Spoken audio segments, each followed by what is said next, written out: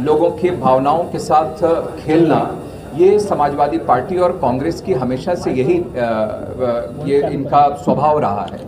और जहाँ तक रही बात जो इनके दलों के साथ जो युवाओं की बात, तो हर चुनाव में इनके यहाँ सब नेता नेतृत्व इनका बदलता रहता है। लेकिन आप जनता जानती है कि नरेंद्र मोदी जी पर पूरा भरोसा करती है और जानती है कि संविधान के प्रति कितने वो सम्मान वह करते हैं और उसी के दायरे में काम करते हुए अपने देश को आगे ले जाने का संकल्प प्रधानमंत्री जी ने कई बार स्पष्ट किया है।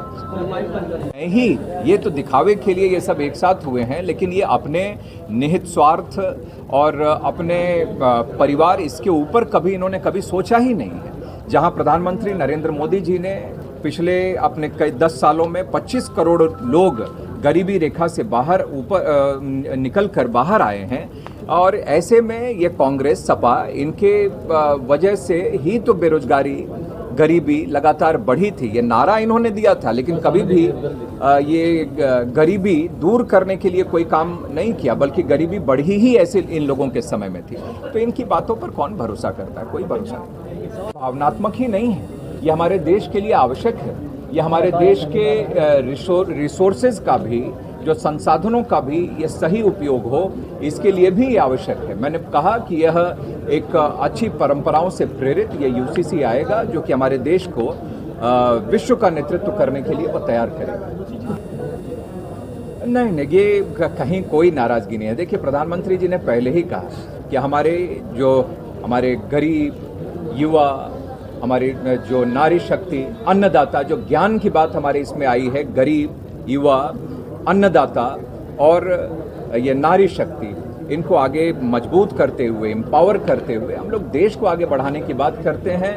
और ये विपक्ष ये अभी भी अपने जाति और मजहबी राजनीति के ऊपर, सोच से ऊपर ये नहीं उठ पा रहा है, और इसीलिए इनका ये हश्र है। हमारा नेतृत्व क्या कहता है, हमारा संकल्प क्या कहता है, संकल्प पत्र क्या कहता है, मैं तो इस पर मैं बता सकता हूँ। और साथ में सब साथ में है, पूरा देश साथ में है, और इसीलिए 400 पार का नारा हमारे प्रधानमंत्री ने, देखिए, मैंने चर्चा की स्टार्टअप्स के लिए, मैंने बात की।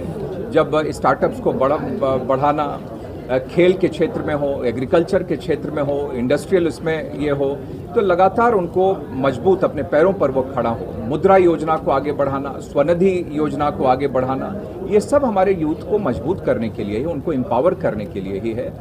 और जो हमने कहा कि IITs, IIMs, एम्स, जिले में भी जो हमारे मेडिकल कॉलेजेस बन रहे हैं, इन सभी में भी सब सीटों को आगे बढ़ाकर उनको ज्ञानवान बनाना, ये सब यूथ को मजबूत करने की भावनात्मक ही नहीं है, ये हमारे देश के लिए आवश्यक है।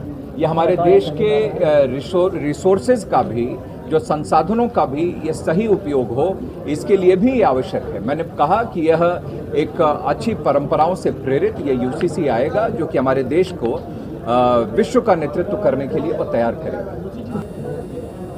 नहीं, ये कहीं कोई नाराजगी नहीं है। देखिए, प्रधानमंत्री जी ने पहले ही कहा कि हमारे गरीब युवा, हमारी जो नारी शक्ति, अन्नदाता, जो ज्ञान की बात हमारे इसमें आई है, गरीब युवा, अन्नदाता और ये नारी शक्ति, इनको आगे मजबूत करते हुए, एम्पावर करते हुए हम लोग देश को आगे बढ़ाने की बात करते हैं।